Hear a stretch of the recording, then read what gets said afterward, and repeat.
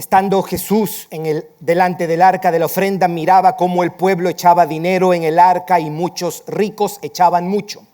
Y vino una viuda pobre y echó 2 blancas, o sea, un cuadrante. Entonces, llamando a sus discípulos, les dijo: de cierto os digo que esta viuda pobre echó más que todos los que han echado en el arca, porque todos han echado de lo que les sobra, pero esta de su pobreza echó todo lo que tenía, todo su sustento. Yo quiero ubicarlos en esto, lo que hemos venido haciendo ya por unas semanas. Habíamos empezado haciendo una exposición de lo que son las buenas noticias, es decir, exponiendo desde las Escrituras qué es el mensaje del Evangelio, qué es la buena o cuál es la buena noticia de salvación. Y sobre eso hemos venido construyendo las implicaciones del Evangelio, las implicaciones de abrazar a Cristo por la fe, las implicaciones de ser salvos. Y habíamos dicho que el Evangelio, cuando es creído y cuando es abrazado, produce una clase de persona. El Evangelio, cuando es creído, transforma el corazón de un pecador y lo hace cierta clase de persona. Pero el Evangelio también afecta y transforma la manera como vivimos. Es decir, cómo sabemos que alguien ha creído en el Evangelio por la manera como está viviendo. Y hablamos de lo que es el Evangelio y el llamado a la santidad. Es decir, la santidad de vida es la evidencia que hemos creído en el Evangelio. La santidad de vida, las buenas obras y la obediencia es fruto de haber creído y abrazado el Evangelio. Pero también hablamos de cómo el Evangelio transforma todo nuestro ser, incluyendo, y todo lo que hacemos, incluyendo nuestros matrimonios. Tomamos 2 servicios para hablar de la esperanza que hay para nuestros matrimonios y del poder disponible que hay para nuestros matrimonios. Hace 2 semanas empezamos a mirar cómo el Evangelio debe darle forma a nuestra crianza cristiana. Ya no a los esposos, sino también a los que somos padres. El Evangelio debe de alguna manera transformar, motivar, dirigir, orientar la crianza en casa. El Evangelio afecta la manera como somos padres, o debería decirlo de esta manera: cuando el Evangelio es entendido, discernido, creído, abrazado, disfrutado, eso va a afectar la manera como nosotros criamos a nuestros hijos. El Evangelio debe permear todas las facetas de nuestra vida. Y hoy día vamos a hablar de cómo el Evangelio debe influir y debe afectar nuestra generosidad. Nuestra generosidad. Algunas consideraciones generales de este pasaje que hemos leído, un pasaje conocido, la ofrenda de la viuda pobre. La ofrenda de la viuda pobre. Quiero decir dos observaciones introductorias, si se quiere. Lo que Jesús ve que esta mujer echa, en la versión Reina Valera, dice: echó 2 blancas. No es que está echando 2 mujeres blancas ahí. O sea, un cuadrante. Ahora, es interesante que usted puede mirar muchos comentarios bíblicos para ver exactamente qué es un cuadrante, ¿verdad? Podemos tener una idea, pero no una idea precisa porque no tenemos exactamente una correspondencia, ¿verdad? Yo creo que sería en un sentido muy arriesgado decir 2 cuadrantes significan 75 centavos de dólar. No creo que podemos hacer eso. Algunos dicen que era la 16ª parte de un denario. Un denario era lo que alguien ganaba durante un día de trabajo, por lo general. Otros dicen que era la parte 64 de un denario. Hay una gran diferencia. O sea, usted va a escuchar, o cuando usted mire distintos comentarios bíblicos, usted va a ver que unos dicen una parte 16, hay otros que dicen es la 24ª parte, otros la parte 64 de un denario. No tenemos que hacernos problema con eso. Eso no es indispensable para la lectura, estudio e interpretación de este pasaje. El punto es que era muy poco lo que ella puso. Lo segundo es que la lección es particularmente dirigida a sus discípulos. Jesús está interesado aquí en Mateo, Juan y Jacobo y el resto de los discípulos. Esta es una lección para los seguidores de Jesús, porque el texto nos dice en el versículo 43, entonces llamando a sus discípulos les dijo. Esto es lo que él estaba mirando y lo que él quería enseñar, él lo quería enseñar a sus discípulos. Entonces vamos a mirar 4 verdades por medio de la ofrenda de la viuda, o 4 cosas que la ofrenda de la viuda hace desde este pasaje. Después voy a proponer un par de preguntas y al final unos comentarios finales. Quiero que seamos animados a honrar a Dios con nuestra generosidad, a honrar a Dios con nuestras donaciones, a honrar a Dios con nuestra fidelidad económica. Empezando con tu iglesia y en toda otra forma de generosidad que tú puedas mostrar. Las 4 verdades vistas de la ofrenda de la viuda son las siguientes y voy a decir algo brevemente de cada una de ellas. Número 1, la ofrenda de la viuda contrasta y confronta la devoción de los ricos. Eso es lo primero. Lo segundo es que la ofrenda de la viuda resalta su generosidad y no una recompensa. Y en eso voy a tomar un poquito más de tiempo. 3, la ofrenda de la viuda enseña que la generosidad no es el privilegio solo del que tiene más. Y 4, la ofrenda de la viuda enseña que la generosidad, según Dios, o podemos llamarle la generosidad cristiana, implica sacrificio. Las 2 preguntas que quiero responder o que quiero que meditemos es, ¿qué motiva a esta mujer dar lo que dio? 2, ¿qué motiva a nuestro Señor a alabar a esta mujer? Vamos entonces con la primera. La ofrenda de la viuda contrasta y confronta la devoción de los ricos. Versículo 41 dice, estando Jesús sentado delante del arca de la ofrenda, miraba cómo el pueblo echaba dinero en el arca y muchos ricos echaban mucho. Jesús está contrastando y confrontando la devoción fría, legalista y mecánica de los ricos. Están los ricos por un lado y está la viuda pobre del otro lado. Y el Señor quiere contrastar a aquellos que daban lo que les sobra con la viuda que hace esto. La notable diferencia que hay entre ambos, los ricos y la viuda pobre del otro lado.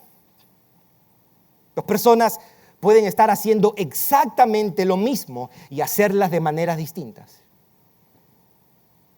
Podemos estar haciendo un servicio o viviendo de una manera que pueda parecer adoración, pero no ser verdadera adoración. Y eso es lo que el Señor quiere exponer. El contraste entre la viuda y los ricos, el contraste entre la generosidad de una y la avaricia o mezquindad de los otros. En última instancia, este pasaje tiene que ver con devoción, con nuestra devoción, con la devoción de un tipo de persona o de tipos de persona. Devoción. Hay señales de nuestra devoción y una de ellas es cuál es nuestro compromiso monetario con Dios, el Evangelio y la expansión de su reino.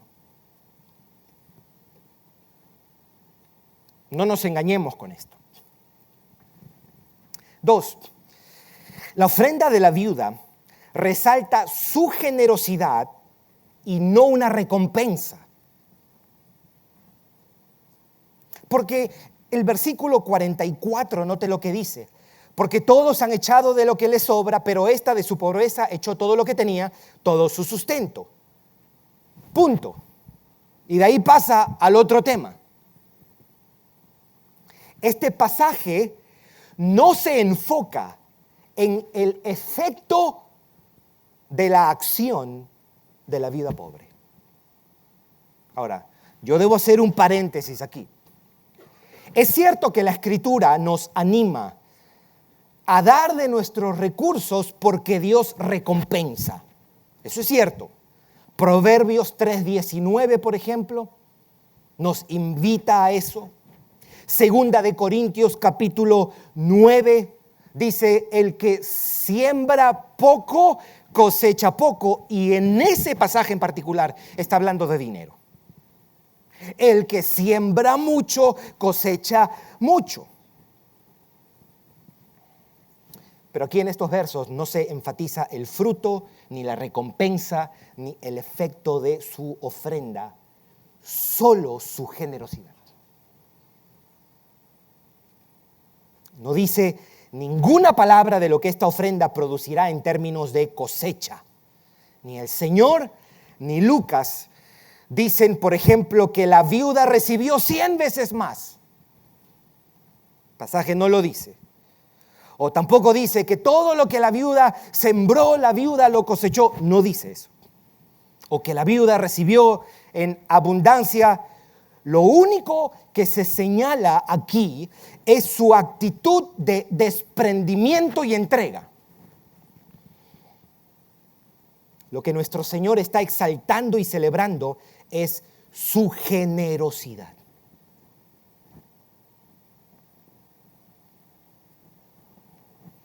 Digo esto porque es muy común enfocar el tema de la generosidad solo en términos de recompensa cuando ofrendamos.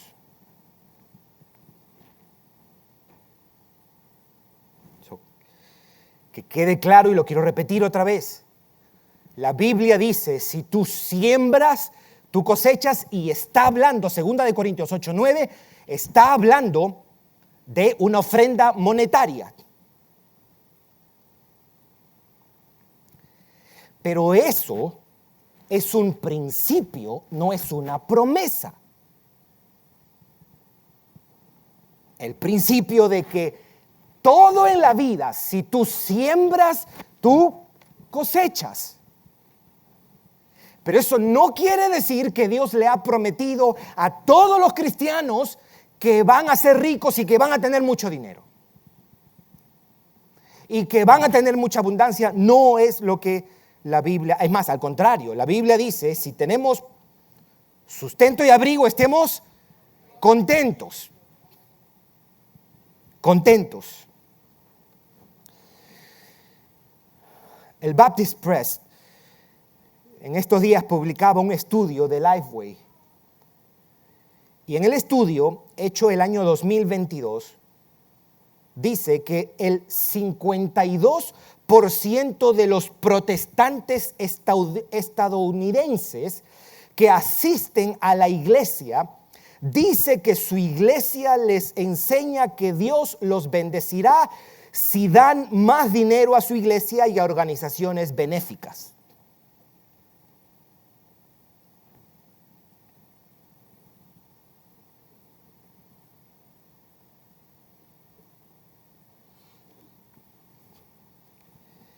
Yo no tengo ninguna autoridad bíblica para yo decirle a usted que si usted le da mucho a Dios, usted va a ser rico y usted va a prosperar económicamente como usted está esperando. El principio está, por lo general, usted cosecha lo que usted siembra.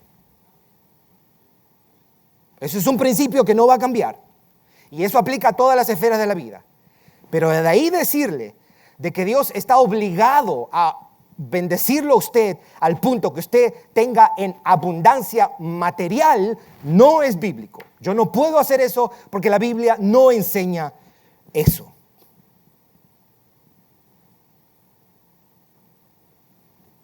Al contrario, de repente Dios a algunos le da la bendición de experimentar abundancia material y a otros les da la bendición de experimentar escasez material.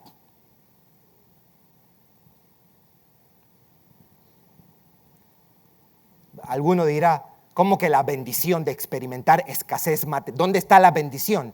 La bendición de aprender a confiar en Dios día a día.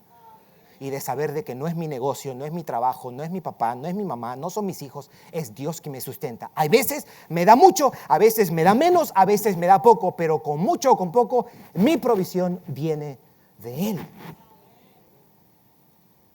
Usted y yo debemos trabajar y debemos ser buenos mayordomos y debemos ahorrar. Y Dios puede bendecir ese esfuerzo, mis hermanos. Y gloria a Dios cuando lo bendice. Sobre todo cuando esa bendición se vuelca a las cosas de Dios.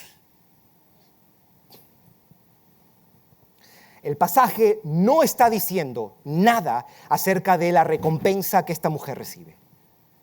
Solamente señala, subraya, resalta la generosidad de esta mujer. 3. La ofrenda de la viuda enseña que la generosidad no es privilegio solo del que tiene más. El versículo 42 dice, y vino una viuda pobre.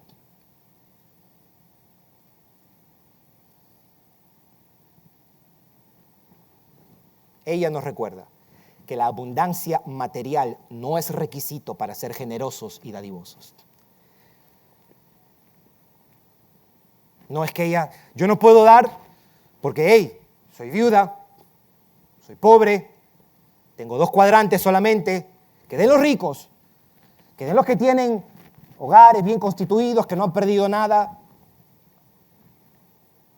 Incluso en la escasez, eso es lo que nos demuestra ella, nos enseña ella, y en la dificultad podemos ofrecerle al Señor de lo nuestro. Aún en la pobreza podemos entregar a Dios y a otros de lo que Dios nos ha dado. Así que ser generosos no tiene que ver con abundancia.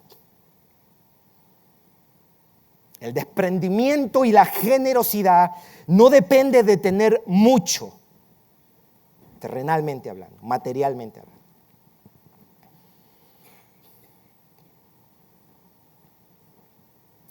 Aparte de esto, la viuda pobre es una que está en la parte, o personas como ella, en la parte más baja de la sociedad.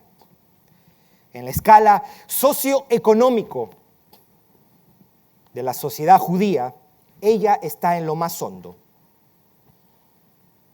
No había nada más miserable que ser viuda y encima pobre, desprovista, sin recursos y sin un hombre que la pueda sostener. 4. La ofrenda de la viuda enseña que la generosidad, según Dios, o la generosidad cristiana, implica sacrificio. El texto nos dice, ella dio todo lo que tenía. La viuda pobre nos dice, la generosidad, según Dios, cuesta mucho. Cuesta mucho. El versículo 44 dice, porque todos han echado de lo que les sobra, pero esta de su pobreza echó todo lo que tenía, todo su sustento. Mientras los demás ofrecían lo que les sobraba, ella ofrecía todo lo que tenía. Otros daban de su abundancia, ella daba desde su pobreza. Lo que ella hizo fue un acto de desprendimiento total, una entrega completa de todo su sustento. Ahora, piénselo bien aquí. Si ella hubiese tenido una motivación torcida,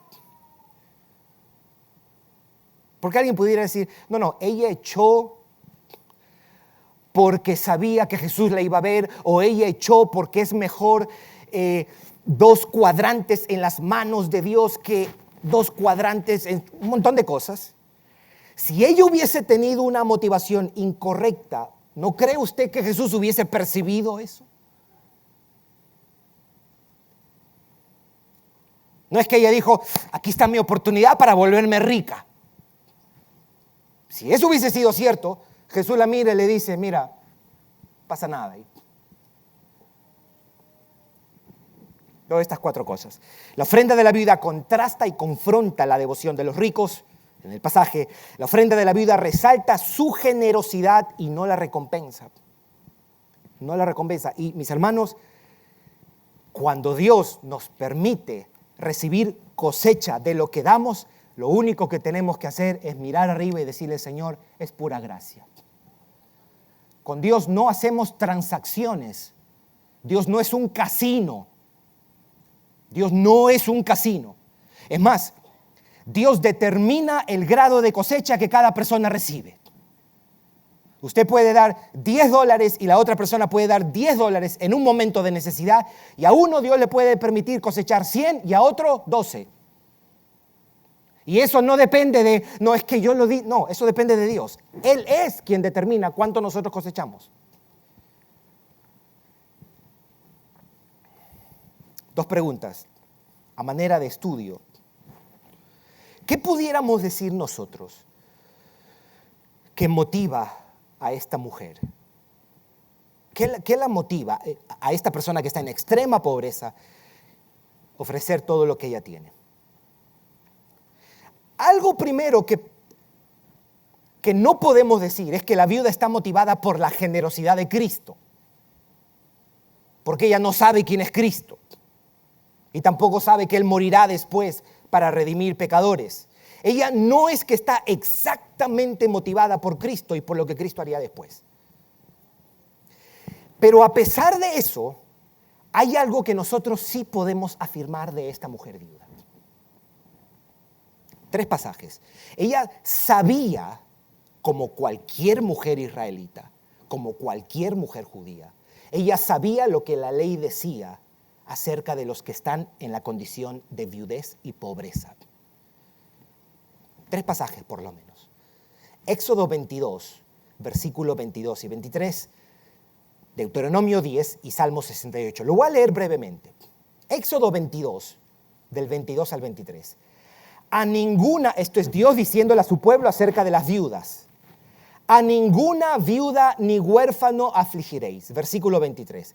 Porque si tú llegas a afligirles y ellos clamaren a mí, ciertamente oiré yo su clamor. Mire qué clase de advertencia es esta. No te metas con ellos, te metes con ellos, te metes conmigo. Deuteronomio 10, 17. Note cómo lo dice.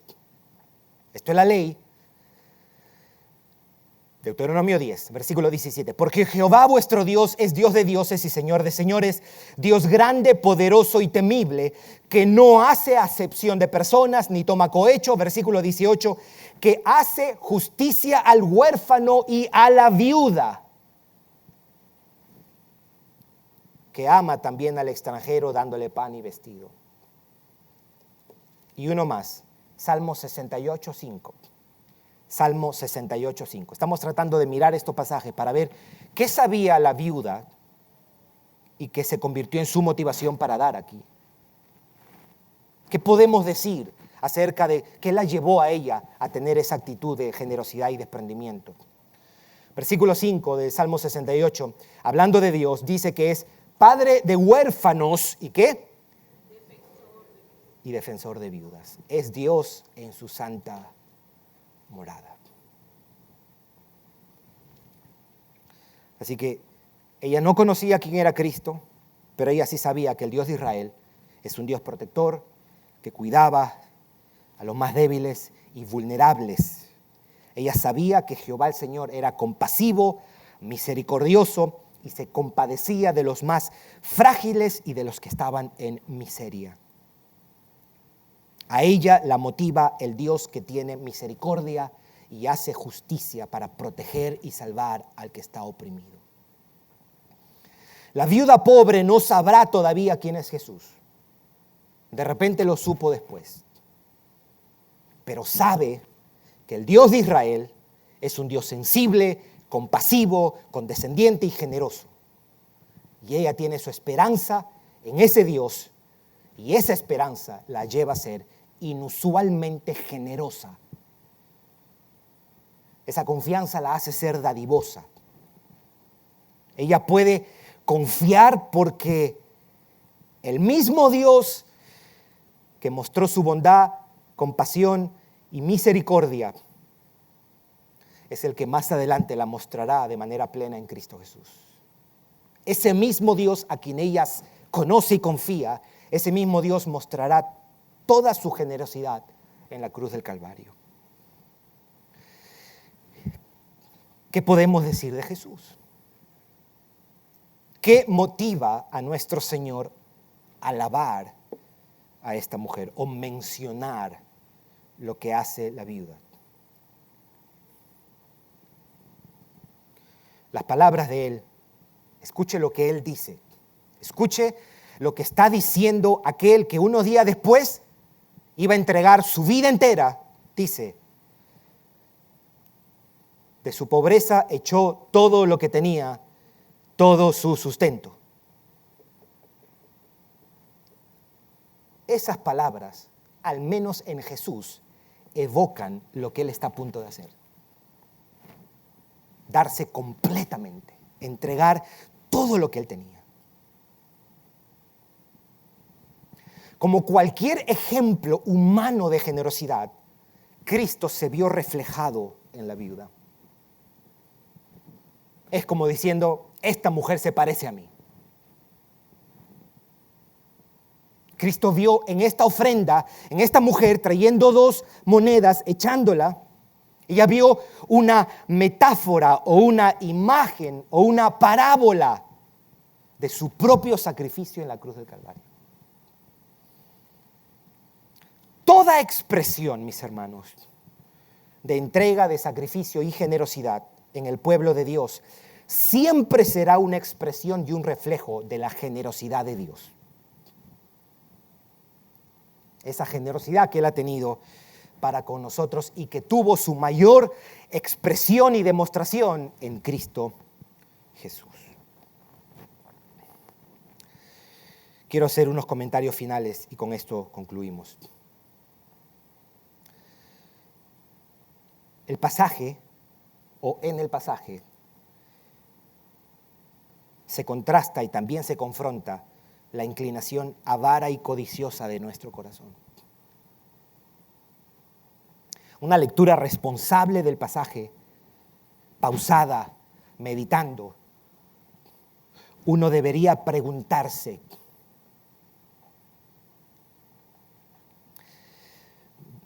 Bryan Chapell dice que en todos los pasajes de la Biblia tú puedes encontrar alguna de estas o debes hacerle cualquiera de estas 2 preguntas. ¿Qué dice el pasaje acerca de Dios o qué dice el pasaje acerca de mí como un pecador?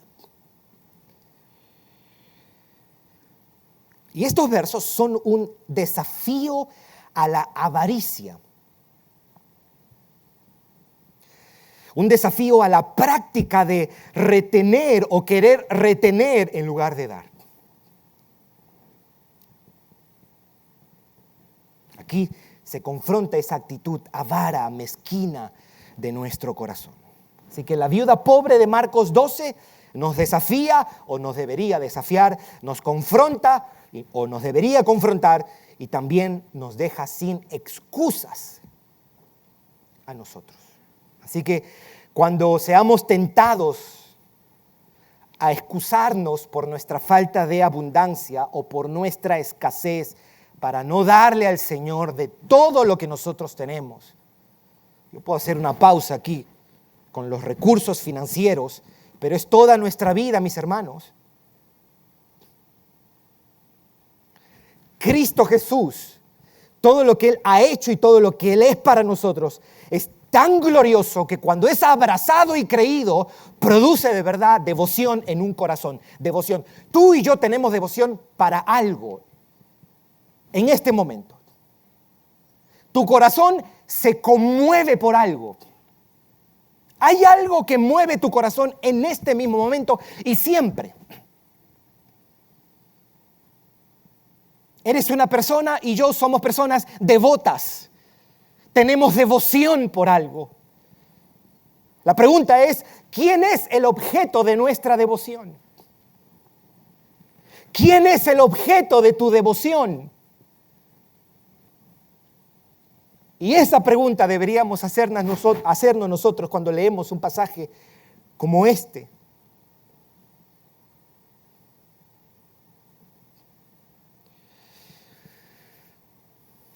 Por eso pensemos en la viuda pobre de Marcos 12 y pensemos en el generoso Redentor que nos salvó. Y ¿por qué decimos que la generosidad según Dios o la generosidad cristiana implica un sacrificio? Eso fue uno de los puntos que hicimos. Quiero responder a la pregunta. Y la razón por la cual planteo esta pregunta, ¿por qué hablamos de generosidad y sacrificio? ¿Por qué la generosidad requiere sacrificio? Porque yo puedo ser generoso sin que eso suponga un sacrificio, ¿verdad? Tekashi 69 es un rapero neoyorquino. Y una de las cosas que él hace es ir a los barrios pobres y él saca $1 millón y lo comienza a regalar a la gente.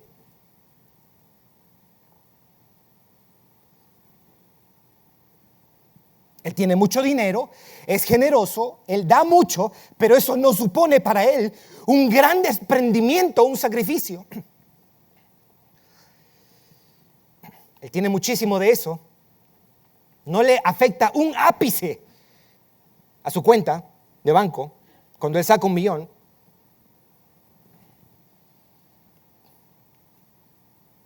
¿Por qué la generosidad cristiana supone un sacrificio?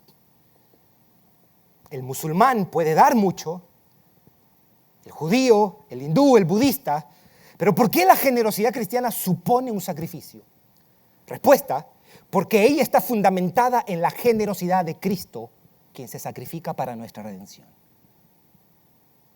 Nuestra generosidad no puede ser sin sacrificio, porque no reflejaría la generosidad de nuestro Señor, que para salvarnos se sacrificó. ¿Se entiende, mis hermanos?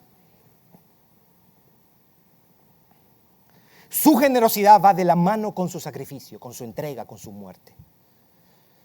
La generosidad para el cristiano no solo es una expresión de gratitud. Usted y yo, usted sabe que no necesitamos ser cristianos para darle a Dios por gratitud. Hay muchísima gente que no son cristianos y que le dan a las iglesias y le dan a Dios agradecidos. Pero la generosidad cristiana no solo es una expresión de gratitud para nosotros los que hemos sido salvados. También es una expresión de lo que Cristo hizo al darse y sacrificarse. Nuestra generosidad también es una muestra de su entrega. Nuestra generosidad está adornada o debe estar adornada de sacrificio, porque así es la generosidad de Cristo para redimirnos. Para nosotros, mis hermanos, la generosidad debe ser una aspiración, porque fuimos salvados por un generoso Redentor. La generosidad debería ser un ideal. Más allá de solo esperar una recompensa de la generosidad, para nosotros llegar a ser dadivosos y generosos debe estimarse como una recompensa en sí mismo. No es doy para tener algo, no. Doy por cuanto ya tengo algo y porque quiero parecerme a Él. Y en la medida que muestro mi desprendimiento, sacrificio y entrega, me estoy pareciendo a Él, aunque nunca vea terrenalmente o materialmente abundancia económica. Si puedo yo con mi sacrificio y mi generosidad parecerme más a Él, ganancia es para mí. Ganancia es para mí. ¿No queremos eso nosotros, ser cada día más como Jesucristo? ¿No vemos eso como ganancia? Yo quiero ser humilde. Humilde, no me importa si ante los ojos de los demás sea lo más despreciable, no importa, yo gano si crezco en humildad. Yo quiero ser manso, no importa si la mansedumbre me lleva a perder cosas terrenalmente, porque si soy manso gano más parecerme a aquel que más amo. La generosidad lo mismo. Doy porque quiero parecerme a aquel que dio todo para redimirme. No porque esto es una transacción y si le doy 20, Él me da 40. Esto no es un banco con el mejor interés, mis hermanos. Esto es el Dios de los cielos, el dueño del oro y de la plata, que miró a gente despreciable como nosotros y dio a su Hijo para que nosotros fuésemos salvos, mis hermanos. Lo menos que nosotros podemos hacer es decirle: Señor, yo quiero entregar mi vida entera a ti, incluyendo mi billetera. Si nuestro mayor bien es Cristo, entonces ser como Él es para nosotros una recompensa por sí sola. Oh Señor, haznos gente dadivosa, y eso es lo que Pablo le decía a los corintios en 2 de Corintios. Demos, decía él, como el Salvador, que siendo rico se hizo pobre para que nosotros seamos enriquecidos, decía él. ¿De qué estaba hablando? Lo que él estaba hablando era de que así como hemos recibido las riquezas de la salvación, imitémosle a él. Y seamos desprendidos, dadivosos y generosos como lo es el Señor. Que Dios haga de nuestros corazones corazones generosos. Que Dios haga de los jóvenes de esta iglesia jóvenes generosos, hombres generosos, mujeres generosas. Que nuestra iglesia tenga familias que se caractericen por la generosidad. Que nuestra iglesia sea una iglesia generosa, no para obtener algo, sino porque ya hemos obtenido lo mejor y porque queremos crecer en reflejar esa generosidad de nuestro Salvador a la hora de redimirnos. No descuidemos, mis hermanos, no descuidemos nuestra generosidad. Oremos.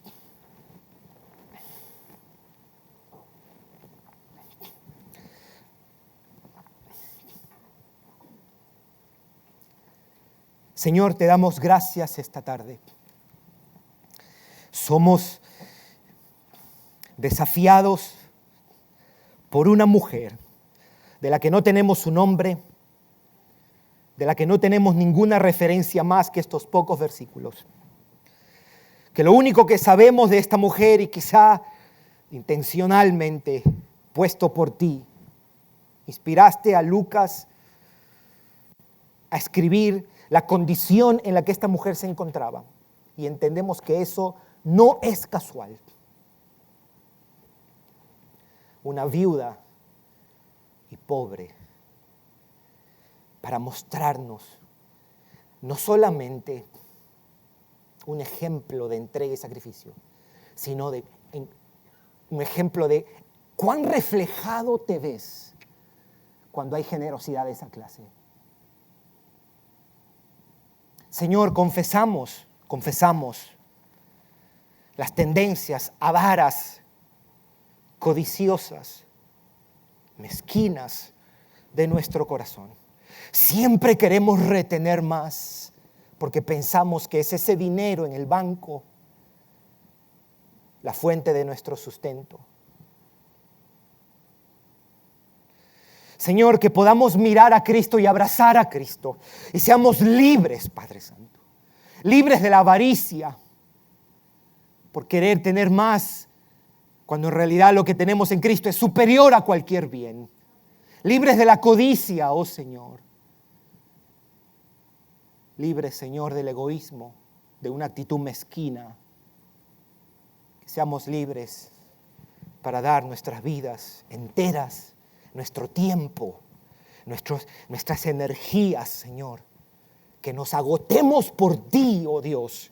Que nos cansemos, que no sea para un trabajo, Señor. Que no sea para una carrera.